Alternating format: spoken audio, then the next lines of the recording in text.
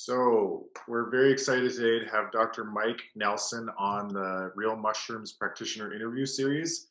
And Dr. Mike is a human performance specialist. He has a extensive background in the fitness and nutrition world, and he's a researcher and as well as a public speaker. So, Dr. Mike has about 18 years in the research and practical applications of human movement, human exercise physiology, and a nice blend in between research and practical application of everything to do with movement. And Dr. Mike has a PhD in exercise physiology and a BA in natural sciences, and then also a Master of Science in biomechanics. So we're really looking forward to talk to Dr. Mike today. Welcome, Dr. Mike. Yes, welcome. Thank you so much for having me. I really appreciate it. Yeah, we're really looking forward to diving into your wisdom in the exercise performance world. I gave a little bit of a rundown on your background, but do you want to talk a little bit about how you got into the exercise world or what interests you? And yeah, how did you sort of find your way to where you are now? Yeah, I mean, I think like most males, I started lifting. Went to my first year of college, and I was 6'3" and weighed 156 pounds. So I was kind of a eel-shaped rake person. Like, oh, maybe I should go to the gym and lift weights, and did that. And I remember in my undergrad taking a class on weightlifting, like the second semester I was there. And I was all excited. I'm like, "Oh, this is gonna be so fun! Like, someone's actually gonna show me, how to lift weights." Because in high school was you probably remember the presidential fitness test they had, which at our high school was basically we didn't show you how to do anything. We just test you, and if you sucked like I did and got, buried by the bench press bar or hang from the pull up bar and you could barely hang there, it was more humiliating than anything else. And then they never showed us how to train for it. And it's like, "Oh, okay, we tested you good enough." So I got to college and I was super excited to take a class on lifting weights.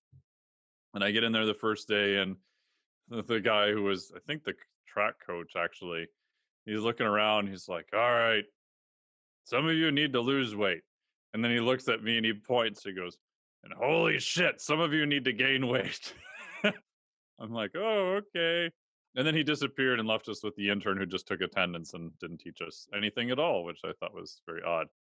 So, did everything probably not in the best way possible, to say the least, and got a few injuries, things of that nature. But slowly kind of made progress. It took a couple of years. Got finally to 185. Took about 4 or 5 years. Finally got up to like 200. But I've been as high as like 245 is the highest I ever went to, like on purpose. And I also thought the physiology part of it was interesting. So in my undergrad, I took anatomy and physiology because at St. Scholastica in Duluth, Minnesota at the time, they actually had cadavers that they would use for undergrad anatomy and physiology, which for someone who was not in a formal, physical therapy or pre-med program, which is really rare. So that was super fun, and just started taking more physiology stuff for fun. And then later on, got into more training of people. Worked at a gym for a little while, training people one on one. The gym filed for bankruptcy, and that was kind of a pretty stressful time. So I thought, well, I'll just buy some equipment and stick it in my garage. That was almost over 12 years ago now. So started training people out of my garage for a while, and then about it's probably 6 or 7 years ago now, transitioned to online training, and then I also do some education stuff. I'm associate professor at the Carrick Institute. They do mostly more on the clinical neuroscience side, and then do nutrition education, primarily nutrition recovery via the Flex Diet certification that I created. That's quite the journey you had there, and I'm glad you stumbled upon something that it seems like your heart is really into and you're really enjoying it. You want to talk a little bit about the flex diet and that whole approach that you've sort of created? Yeah, so for research, I was looking at the concept of metabolic flexibility, which is how does your body use, say, carbohydrates on one end? How does it use fats on the other end? And how well does it switch back and forth between the two? Because even now, a lot of it is still very, carbs are good, carbs are bad, fat's good, fat's bad. And now there's even some stuff where protein might be bad. And everybody wants to only kind of go with one macronutrient. And the reality is, for fuels, you want to be able to use carbohydrates for high intensity exercise for performance. And then you want the ability to still use fat like this, hanging out, just having a conversation. So it depends on the context of what you're trying to accomplish at that time.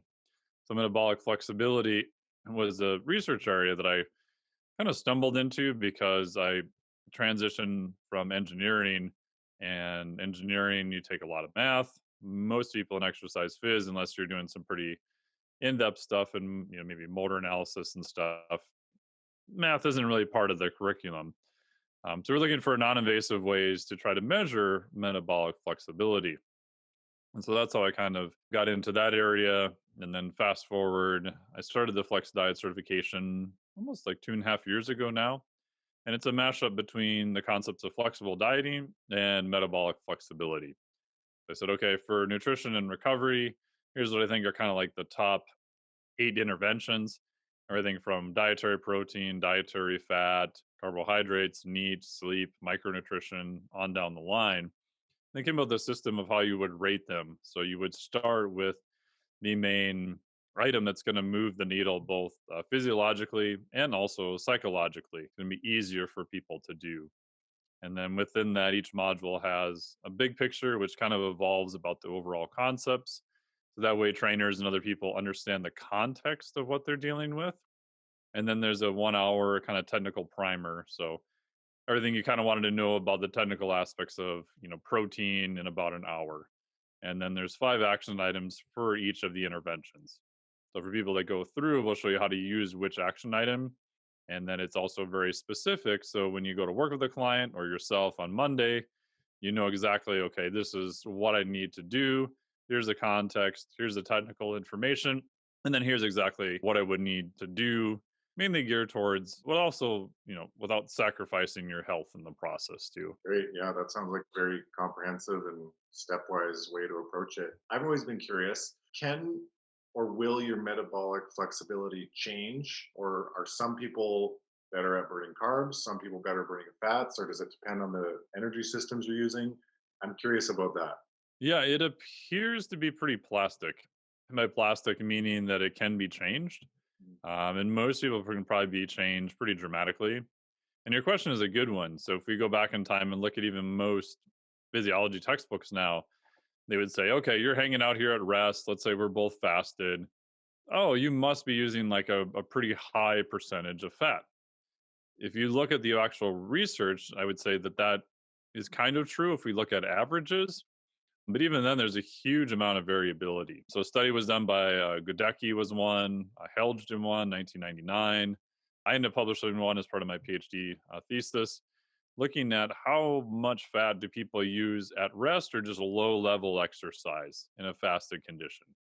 And if you kind of combine all those studies together, what you realize is it's variable from about 20 to 93%, meaning some people are really, really good at using fat. And these are healthy, kind of recreational, like active people. Some people are not very good at using fat at rest. So there is a wide range of variability when we look at it. The good part is that that can be trained to a very high degree in, I would say, probably a vast majority of people. There's some interesting things about a ketogenic diet. You may be able to raise that a little bit further, or different subpopulations like Eskimos or Inuits and things of that nature. But within a general range, most people can probably increase that to a pretty good degree. Aside from or a part of the metabolic flexibility stuff that you do with your patients and your other trainers that you teach, what are some other foundations that you like to work with on everybody that you think are very foundational to just creating health, to improving fitness, anything like that? Yeah, I mean, there's a lot of different components. I think movement is probably going to be the other component, Mhm. right? And this could be formal exercise, right? So, do you have a program? What are you doing? And I equate formal exercise as something where you're trying to hit a specific goal. Could be a deadlift, bench press, could be a row, could be swimming performance, whatever. There's some specific metric you're trying to hit. Even if you're just a general population, there's still some metrics that are going to be useful to try to get to. And then there's also what I would consider more recreation, right? Just movement and go have fun. Like, you probably don't need to track it. You don't need to keep track of how many calories you burned, or if you're playing tennis recreationally, like how many times did you shift left versus right. Just go out, go have fun, take a walk, maybe do a nice run, pick up a new sport. I like kiteboarding a lot, so I'd recommend people take a lesson, go learn how to do that. But just learn something new and have fun. And I think a lot of times that in fitness, we tend to get hyper focused on exercise only, and we forget all about recreation. And then I think in the general population, they're kind of pushed maybe more towards exercise than recreation.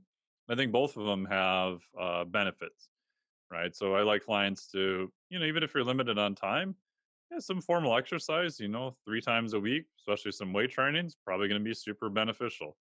Other times, like, you go walk the dog, play tennis, like, just go move, have fun.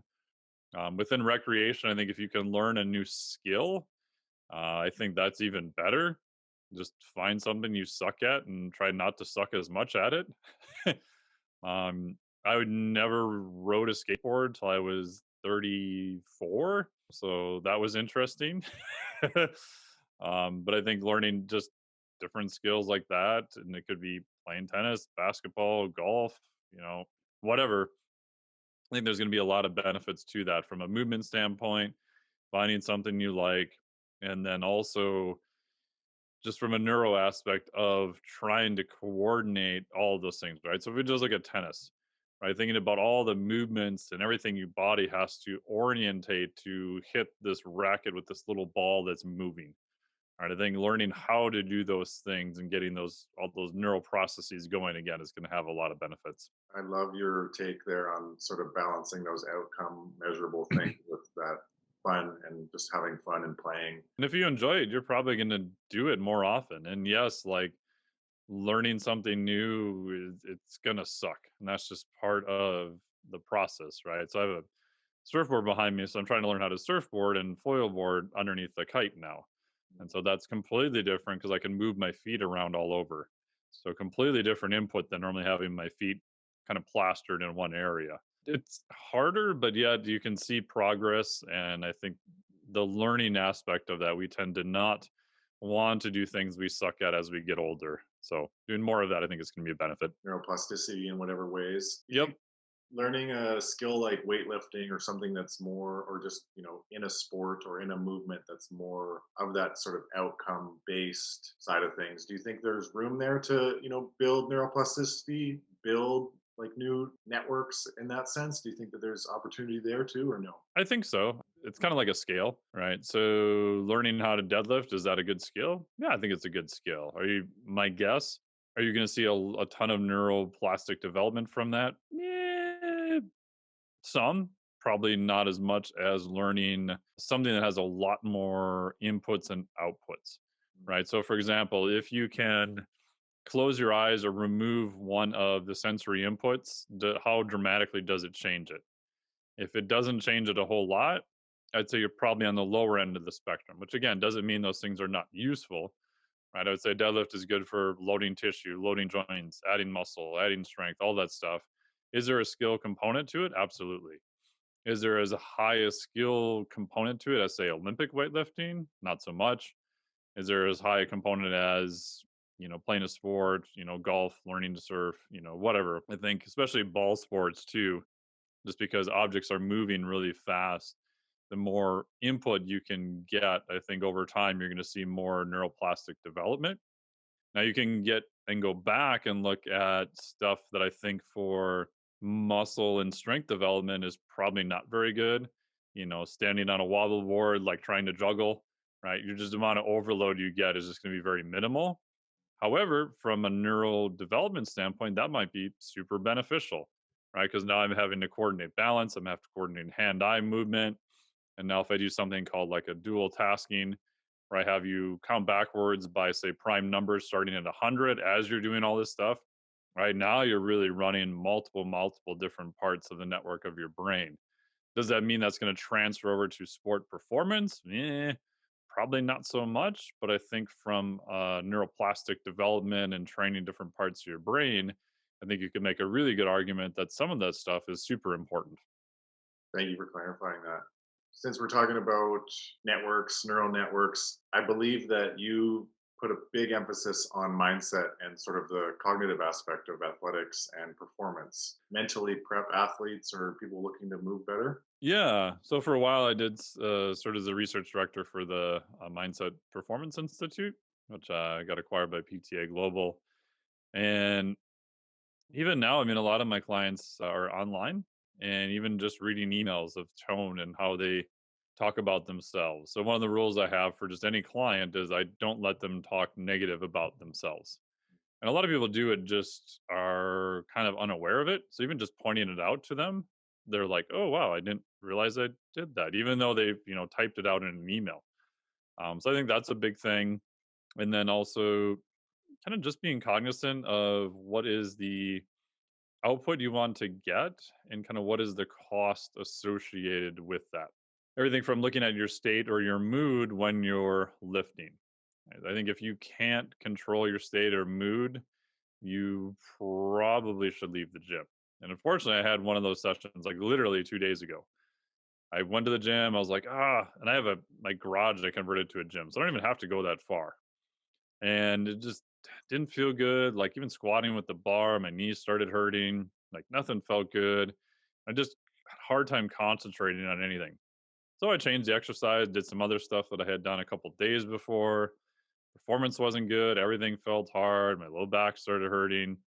Changed the exercise again, and I literally couldn't like stay present at all. So I'm like, okay, at this point, I can't control my state. I can't pay attention. I'm just gonna leave. And I was kind of like pissed off about it too. But fast forward literally yesterday, I went to the gym 2 days after that, and I got a PR on one of my axle deadlifts.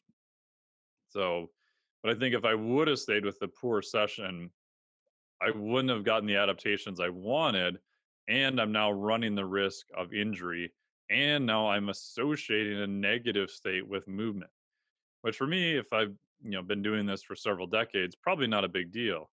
But if somebody is new, if you're always associating a negative state with movement or exercise, it's going to be really hard to quote unquote motivate yourself to get to the gym, right? Because you've got a negative association with that. So I think even paying attention to your state and your mood when you're doing something makes a huge difference too. And last part on that is that it's a two-way street, right? I can make sure my state is good and then do some movement. But there are times, like especially during a warm up, where I may use movement to enhance my mood, right? Because everyone's had these days where it's like, oh man, I go to the gym and don't really want to be here that much. Like, get through my warm up, get stuff going, get some movement going, start on my warm up sets and everything. Oh, okay, I'm feeling pretty good. Everything is pretty good now. Right. So I think it can go both directions too. You just have to be aware of it. You talking about that body mind connection makes me think of, and your example of your PR and just your mood and your mindset makes me think of the nervous system next. So what's your insight into the autonomic nervous system and how that's important with athletes, both sort of on either side of the spectrum there, with the two systems connected to the nervous system? Yeah. So autonomic nervous system, the two main branches are the sympathetic side, right? So stress, and you have your fight, flight, freeze, and then the parasympathetic side, which is more rest and digest. And I think at ultimate, like high level athletics, just like metabolic flexibility is using carbohydrates on one end, fat on the other end, use both ends as far as you can, and then switch back and forth as fast as you can. I think ultimate in terms of athletics, you could argue the same thing for the autonomic nervous system. Can I upregulate and get super, super sympathetic when I absolutely have to for a short period of time? Maybe example like an Olympic weightlifter or a power lifter doing a 1RM attempt. And can I get as parasympathetic as possible? And can I transition back and forth there through that whole scale? Right. So it's always been fascinating to me if you watch elite level athletes in general, it doesn't really look like they're trying that hard, right? So if you watch like football, NFL, you watch wide receivers, the ones who are really good, it doesn't look like they're running that fast, but they are running very fast. They make everything look rather easy.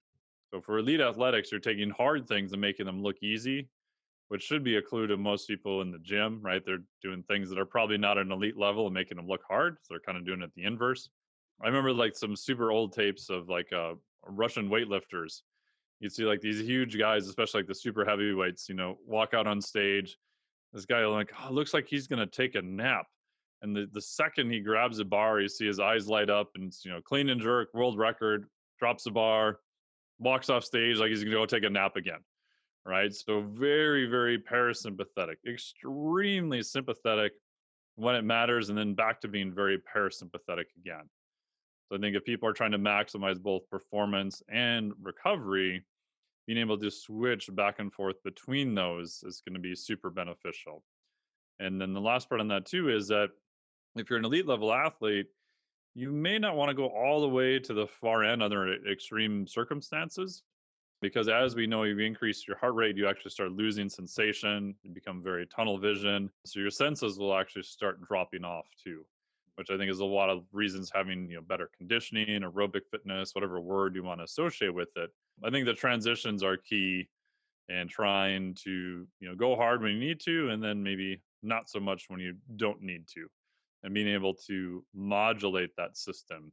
Where I see a lot of people, when I used to go to gyms, they're kind of stuck in this up-regulated mode like the whole time. Like they can't seem to down-regulate between sets or even when they leave the gym. And I think that's going to start impairing your recovery.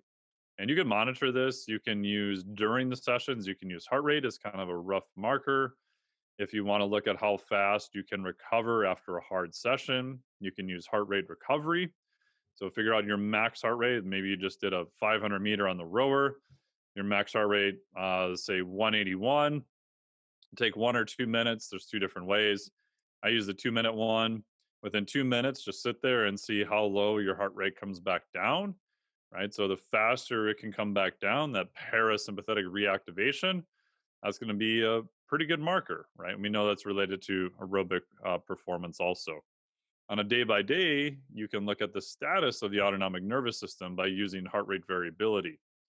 You can do a one time measurement in the morning, and that'll give you the status of your autonomic nervous system. Are you more on the parasympathetic side, or are you on more of the sympathetic side? So that way you can look to see, maybe my sleep's impacting me. Maybe my nutrition is. Maybe it's my training. Maybe I had a harder day training yesterday, so I expect it to be a little bit more sympathetic today. Today's an easy off day. That's good. Ooh, and then it recovered a little bit more. So I'm, good to go the following day again. Well, I really appreciate your deep dive there into the autonomic nervous system and heart rate and recovery. Yeah, it's fascinating stuff. Yeah, yeah, it is. It reminds me of kids, sort of like how they get all worked up and they're playing, and then they're napping, and then Yeah. they're going, and then they're down. Yes. Reminds me of a bit is just watching like a 3 year old. Yeah. Dogs are pretty good with that too. Right? You see him go crazy, chase the ball, chase the ball. Uh-oh, where'd Fido go? Oh, he's sleeping in the corner. That's two demographics for sure. With that in mind, with like these metrics and tracking, just these tracking devices, these Fitbits, these more advanced ones, do you think that these are here to stay? And do you think there's an element of sort of reducing embodiment for some people? Like, do you see a dark side, I guess, with these tech outcome gadgets, I guess? Oh yeah. And again, with clients, I'm always looking at, like, I love using heart rate variability. I've been using it daily with clients for 8 years as part of my PhD topics. I published on it. But even then, there's some clients that I don't use it with because it just really throws off their entire state. So Dr. Andy Gelpin and Brian McKenzie wrote a great book called Unplugged, where they talk about kind of what are the pros and the cons of technology. And I really agree with a lot of the stuff that they said in the book, is that it can be a negative and it can be a positive. If someone says, okay, I woke up this morning, I feel amazing, but my sleep tracker says I slept like crap. I look at the data and it says, oh, I slept like crap. Oh, now I don't feel very good. It's like, well, wait a minute, what changed? Like, just the data is the data. It doesn't have any emotional component to it. So are you letting the data then dictate, kind of where you should be? So I like using heart rate variability more as a measure of cost and less on prediction, meaning that if it's just trending down over the last 4 days, man, something's going on, right? Even if I can't figure out what it is, if the data has been collected in a good way, I've done it enough to know that big of a drop, like something's going on, maybe if I can't figure it out. It can be good or bad. It just depends on how it's used. My fear is that, like for recreation, right? So, how I generally divide it is I'd say, okay, exercise, you have a set goal. Using some technology during exercise, I think can be helpful as long as you're not using it to overmodulate yourself. You're just kind of using it to see where you're at. However, people then are like, oh, well, I burned like 400 calories during my tennis match today, but I only burned 380 the day before. And I was like, for recreation, I'm not as big of a fan with it. Right. So I think, use technology if you're really trying to get towards a goal. I think it's useful. Do you want to use it all the time?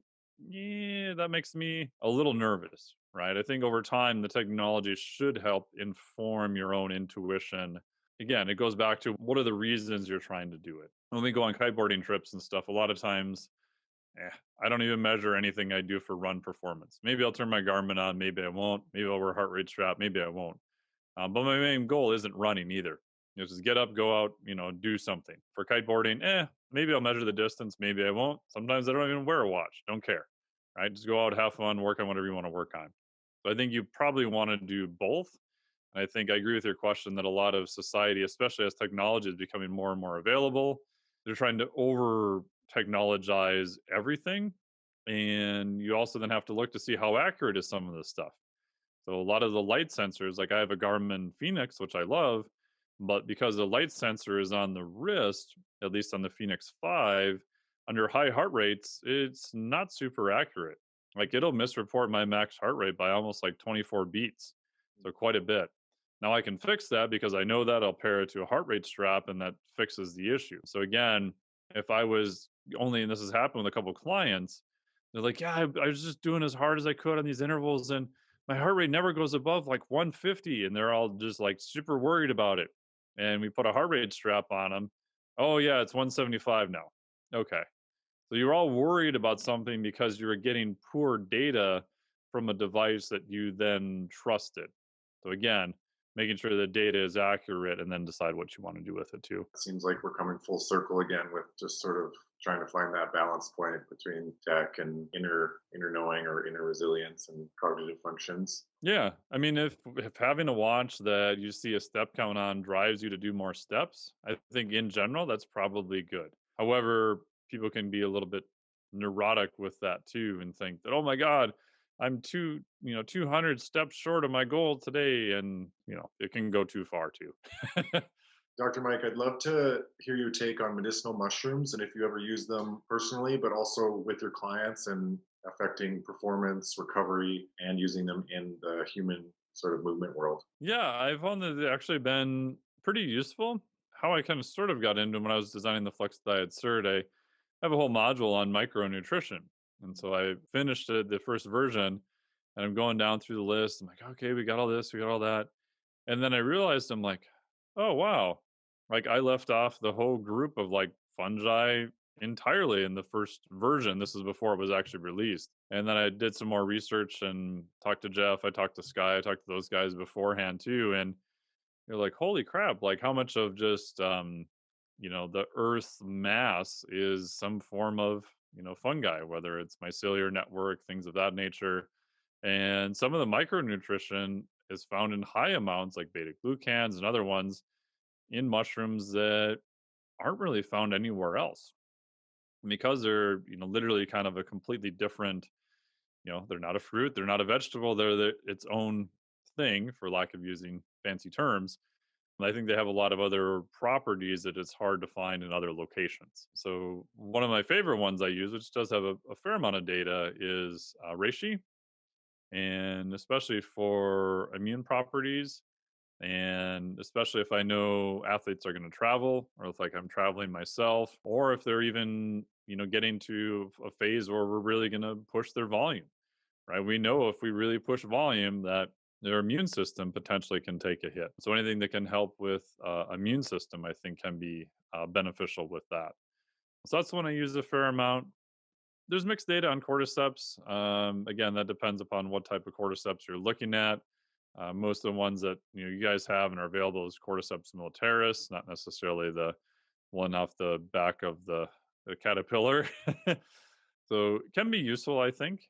In all honesty, I've seen some people respond quite well to it anecdotally. Some people, didn't make a huge difference. Lion's mane is pretty popular now for BDNF. There's some data on that. Dosages tend to be a little bit higher. The nice part about lion's mane too is it's pretty mellow tasting. I mean, you can add it to almost anything, and it's kind of blends in right away. Reishi, I tend to go with the capsules on it because it is very bitter, which is one of the hallmarks of actual real reishi compared to some other brands wasn't bitter at all. And I'm like, oh, interesting. So, but yeah, real reishi is, I don't mind it too much, but it is very bitter, almost kind of a astringent tasting. But the capsules work quite well for that too. Thanks for taking us through your take there on medicinal mushrooms and how they can be applied. Do you have anything to say about overtraining? Your thought there on sort of the immune system and athletes sort of taxing that when they're traveling or doing events. What's your short summary here on overtraining and how to reduce the detrimental effects of overtraining from a like a periodization standpoint or a nutrition standpoint? So technically, you're going to have what's called either overtraining syndrome or what's called overreaching. So if you look in the literature, it's kind of how they break it up.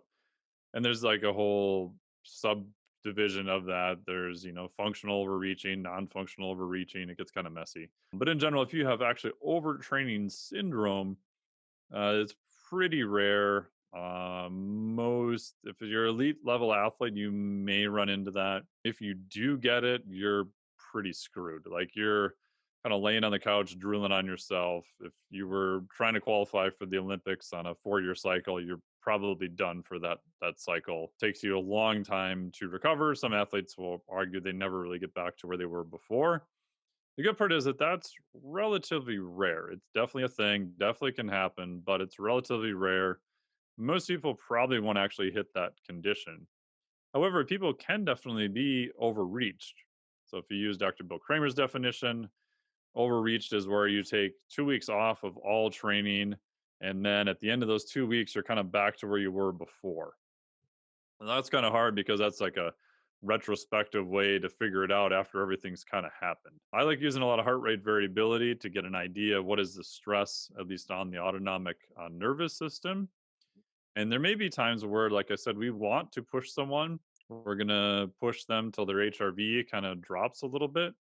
So the simplest new program I do with clients who their lifestyle is pretty good is I just keep adding more and more volume each week.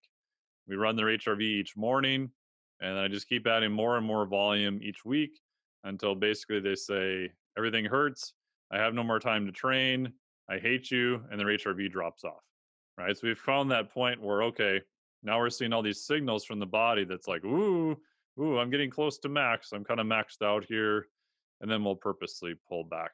Now you can play with that too, where it gets tricky, like you said, if you have other stressors. Like you've got a family, you've got kids, now you're traveling, now your sleep's impacted because you were traveling, and jet lag and all these other things can make it harder.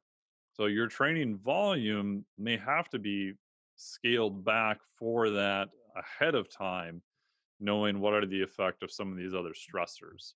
Even stuff like vaccine.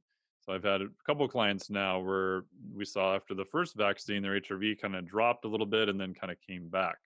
They're like, man, I just felt wiped out for like 2 or 3 days, which is kind of what you want because you want an immune system response to that. So knowing they were going to have a second dose, we said, okay, let's do like a mini taper this week. We're going to pull back on your training on purpose for a week or two to make sure we're not overwhelming your body, making sure you can still recover. Okay, and now we'll kind of build back up again. So you're always kind of playing with, because at a base level, your body doesn't understand, it knows the difference, but everything adds up to being a stressor. Right. So if you're only sleeping 5 hours a night, your nutrition's horrible, and you're pounding yourself into oblivion in the gym, your body just knows that these are just a lot of stressors, even though they're coming from different points. Even, past trauma, arguments you may have with your loved ones, all these things kind of add up. And at the end of the day, they're just a stressor to that body. And anything that was potentially beneficial, like exercise or even heat exposure, cold exposure, if it's done too much and too extreme and you outstrip your ability to recover from it, then it can be kind of more on the quote unquote negative side too. So I always look with online clients, I feel like I'm always kind of trying to balance all these things of, oh, okay, yep, you're going to have a stressful week coming up because you've got a big work commitment. So maybe we're going to pull back on your training a little bit, or we're maybe you're going to increase your calories a little bit more, or you're going to do more breath work, or you're going to use like reishi, or you're going to do other these things to try to mitigate some of that hopefully ahead of time, and then we'll just kind of keep an eye on it. Yeah, Dr. Mike, your answer on overreaching and overtraining was very enlightening for me. What's your take on herbal adaptogens or medicinal mushroom adaptogens? Do you think the research is there to sort of use them more consistently with people that are overreaching, overtraining, or just from a performance level? I would say, I'd say probably maybe. Some of the research on adaptogens, at least in the US literature, is meh. And that gets into the whole messy thing of what are they actually looking at? And the amount of performance based research we have is already minimal. And then did they use the right dose? Did they use, the right supplement? If it's an herb, did they get the right part of the herb? Was it a standardized herb? How much was it given? What did they looked at? And so it gets to be kind of messy. Some of the people I've talked to who are much more up to date on a lot of the older Russian literature, they use a lot of adaptogens, and they'll even say that maybe for an athlete during a peaking phase, it's beneficial, and probably still single digit percentages though. If you're, a lead athlete, 100 meter, 200, 400-meter runner, where everything is measured, right? A lot of top level coaches there have a very good idea of what's going on because everything is measured, right? It's a very objective sport, weightlifting, powerlifting, things like that. But even then, they'll like, well, we want to use them during, specific times for specific things. So I think they can be useful. Most of what I've seen is probably single digits somewhere in there, which for a supplement is pretty good. If you're an elite level athlete, a 1% difference is, pretty massive. If you're an average person wandering around and your butt looks like a couch cushion and you don't know what protein is, probably not going to make a huge difference either. So again, I think it always depends on the context and what are you giving up for it. The benefit of a supplement or even like using mushrooms, adaptogens, whatever, is the action required to do it is relatively small. Oh, I just consumed 2 extra capsules or powder. That's pretty easy. So from a ease of use standpoint, that is actually a pro of supplements. In terms of total effect size, it's pretty variable. Like even stuff we have really good data on, caffeine, creatine, other things like that, assuming you don't have any deficiencies, you're still looking at effect size on performance of still single digits. Again, that could be massively beneficial or just something that's probably not super beneficial. Just depends on who you're talking about. Great. Thanks for taking me through your lens there on adaptogens. Yeah. Have you used a lot of adaptogens? What have you found? Yeah, similarly, I think they help people, sometimes with just basic life stuff as well, sort of like sleep. I've really did their use in sleep in my clinic and just energy. I use them a bit with athletes, and I find that yeah, the more traditional ones like ginseng, I sometimes use cordyceps.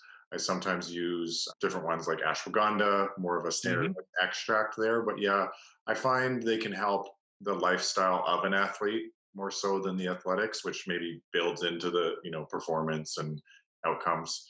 But yeah, I do appreciate adaptogens, and I'll actually send you a couple papers on oyster mushroom. There's some interesting Hmm. data on an extract in oyster mushroom called pluran, and again, it's a single compound, so it's not the extract of a full spectrum Right. mushroom, but it's interesting, and the data suggests that it may be useful in reducing respiratory infections or immune compromise in Hmm. athletes. So I'll send you some papers. Yeah. Yeah. Yeah, No, that's interesting. I've just started playing around with higher doses of reishi and some other ones like the KSM ashwagandha yep. extract before bed, actually, seeing if that helps maybe downregulate, maybe it helps the immune system. And if they can, we're looking at just aura data anecdotally and just a couple people to see does it actually move the needle. And if it does, maybe on those people, if they can get a little bit better sleep, like you said, that can pay off for them too. That's cool that you're playing around with those and some close clients and friends. What are your top sort of foundational things you do for your own health? If you could just take me through a few on how you sort of keep yourself in shape, because I imagine, work's pretty intense and, you got a lot of clients and you seem to be quite active. So how are you taking care of yourself? For me, I found if I can build more stuff into kind of a morning routine and kind of bookend my days, that's been helpful. Mhm. So most mornings, although I've changed it recently, So right now I'm not doing a heavy aerobic cycle per se. So I'll get up in the morning. I do some trying to get sunlight as soon as possible, even for a few minutes, walk outside at sunrise. I'll do red light for 10 to 12 minutes, somewhere around there, like the photobiomodulation. And then lately I've been just drinking coffee, sitting down reading. I'll either write some stuff or read for a little while and then take a walk. And then after that, I'll kind of start my day. If it's a day where I'm doing more cardiovascular, I may do that in the morning. So I may take a walk, do some cardiovascular training, and then I do cold water immersion. So I have a freezer that I converted into cold water immersion. So I'll sit in there for maybe 1 to 2 minutes at a pretty cold temperature. That feels pretty well, it doesn't feel good, but it feels good when you're done. So building things in the morning, I find helps quite a bit. And then I'll set up my schedule. So I'll have a break in the afternoon, which normally I'll lift. So I go in the gym, usually lift, do that, have something to eat again afterwards. And then the next sort of bookend will be towards the end of the day. I've been playing around with trying to get a walk evening, like around sunset time if I can, just kind of to chill out, relax a little bit, help with circadian rhythms. I've been kind of hit or miss on actually getting it done. Ideally, I would be done with work at that time. Sometimes it happens, sometimes it doesn't, and then kind of get everything ready for the next day. I have a little schedule that I'll fill out. In the morning, have just the intentions of what I want to do and has a schedule. I'll try to get that prepared the night before, and then I usually try to turn off electronics at that point. So I'm pretty good the past couple of years of the AM routine, pretty good with lifting.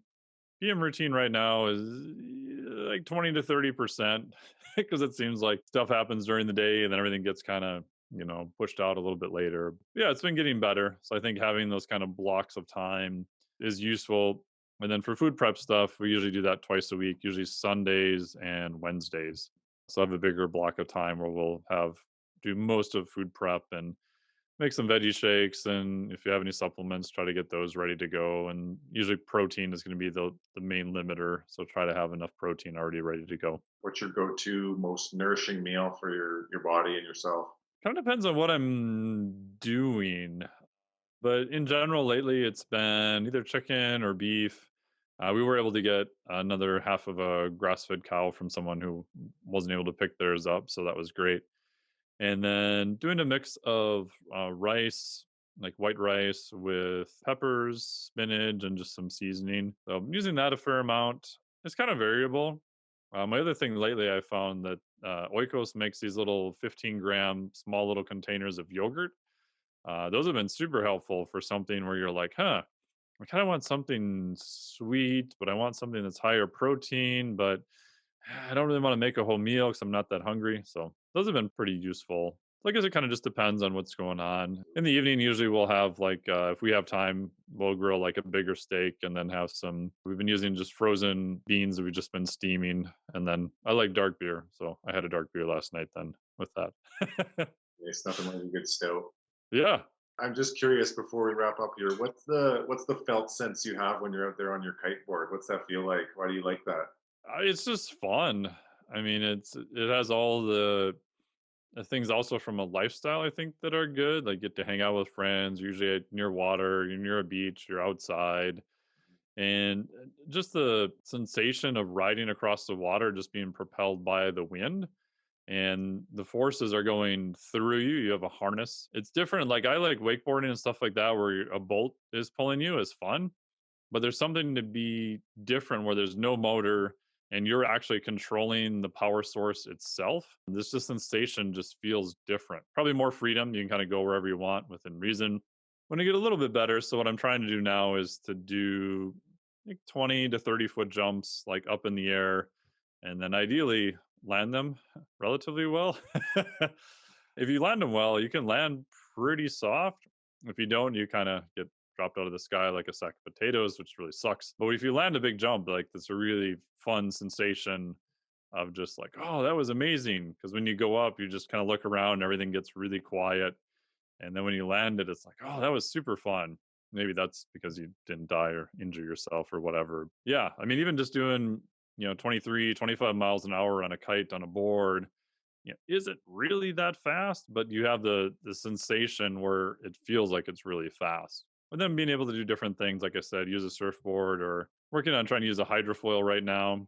So they've got a foil like a hydrofoil that literally sits below the board, and so when you get up, you're just riding on the foil itself. So the amount of friction is really, really a lot less because you're not even hitting any of the waves. The foil is riding in the part of the water that doesn't really have much turbulence. So it's a different sensation too. So never ending. I mean, there's always something new to try, some way of progression too. Well, that's a super unique sport. I've been watching people out here actually on the river, and yeah, just amazing Oh, yeah. hydrofoils, and yeah, I'd love to get into it. I would recommend it. Just before we wrap up here, Dr. Mike, how can people find you and learn more about your services and your information?